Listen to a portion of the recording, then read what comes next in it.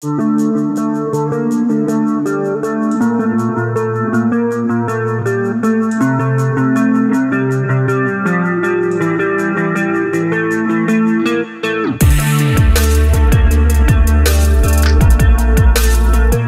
relation parent-enseignant devrait être complémentaire dans l'éducation de l'enfant. Mais est-ce toujours le cas ? Pourquoi cette relation est-elle si tendue quelquefois ?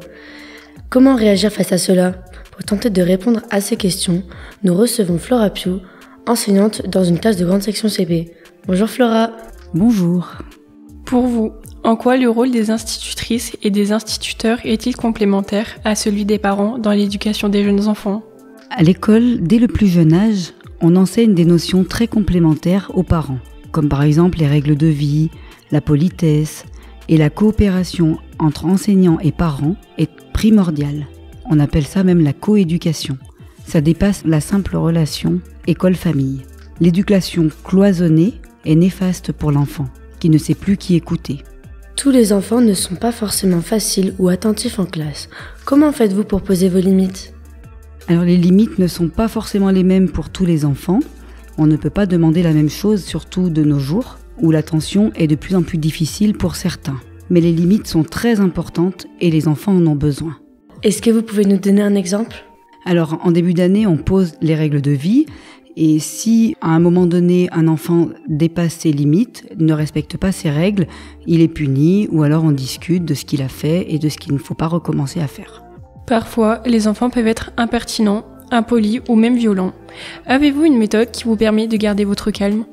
Alors c'est pas toujours évident, je l'avoue, il faut beaucoup prendre sur soi, ce qui n'est pas toujours facile, surtout quand on est fatigué. Certains jours sont plus compliqués que d'autres. De plus en plus, j'essaye de rester calme, par exemple en faisant des exercices de respiration avec les élèves, et aussi avec beaucoup de discussions. Les punitions sont toujours accompagnées d'explications. À votre avis, qu'est-ce qui peut rendre le rapport parent-enseignant compliqué ? Alors je dirais l'absence de communication et le manque d'explication. Il est très important de tout expliquer également aux parents. Comme on le fait avec les enfants, on explique aussi beaucoup aux parents. Souvent, la relation avec les parents est beaucoup mieux s'il y a beaucoup d'explications. Il arrive que certains parents soient en colère ou dans le déni par rapport à leurs enfants. Comment faites-vous pour gérer ce genre de situation ? Alors moi, je note beaucoup d'exemples dans la journée de ce que les enfants font. Et je raconte aux parents, là aussi, beaucoup de discussions. Et on y va doucement avec les parents pour ne pas les braquer. Et si vraiment les parents ne veulent pas entendre, on fait beaucoup de réunions avec aussi d'autres professionnels pour nous épauler. Je reçois autant que possible les parents et aussi souvent que possible.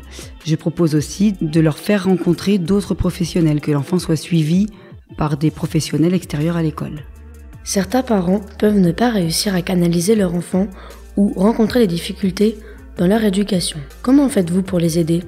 Alors j'explique beaucoup aux parents ce que je fais en classe et certains parents reprennent à la maison ce qui est mis en place à l'école, comme par exemple un arc-en-ciel du comportement. Certains parents l'ont refait à la maison. Ou en ce moment, on utilise un petit peu les bons points quand l'enfant respecte les règles et n'en a pas quand il ne les respecte pas. Et certains parents reprennent cela à la maison. Certains parents peuvent être très exigeants, très jugeants, très critiques. Quelle est l'expérience la plus pénible que vous y ayez vécue ? C'était pour une sortie scolaire, avant une sortie scolaire. Souvent, les parents nous accompagnent dans ces sorties et une maman voulait absolument nous accompagner pour cette sortie. Alors on ne peut pas prendre tout le monde, souvent il y a plusieurs parents qui se proposent. Il faut aussi que les parents puissent gérer un groupe d'élèves et pas seulement leur enfant. Cette maman, je l'avais refusée pour cette sortie scolaire et elle était très mécontente, elle avait un peu crié et elle s'était un petit peu énervée et du coup c'était assez difficile à gérer. Est-il fréquent que des parents accusent les enseignants de l'échec scolaire de leur enfant ? Alors fréquent, non. Mais c'est vrai que ça arrive. Ils ne l'expriment pas vraiment en disant c'est de votre faute, mais ils diront que la méthode utilisée n'était pas la bonne ou que des fois ça ira mieux en grandissant. Quand votre journée a été difficile, comment arrivez-vous à mettre votre travail de côté pour profiter de votre famille ? Oula, alors c'est pas évident du tout.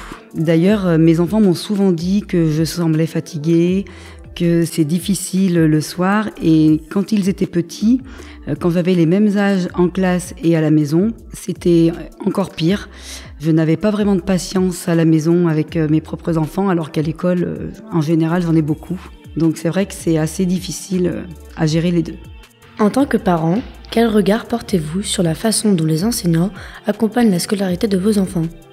Alors cela dépend des classes dans lesquelles ils étaient, mais quand même beaucoup d'enseignants, je trouve dans le primaire comme dans le secondaire, m'ont semblé très impliqués dans la scolarité et dans l'aide pour mes enfants. Un enseignant à l'écoute de l'enfant comme des parents est très important, et je l'ai vécu autant en tant que parent qu'en tant qu'enseignant. Nous remercions Flora Piou, enseignante dans une classe de grande section CP, d'avoir participé à l'interview. Vous pouvez réécouter cette émission sur le site internet de Radio Aléo, radioaléo.fr.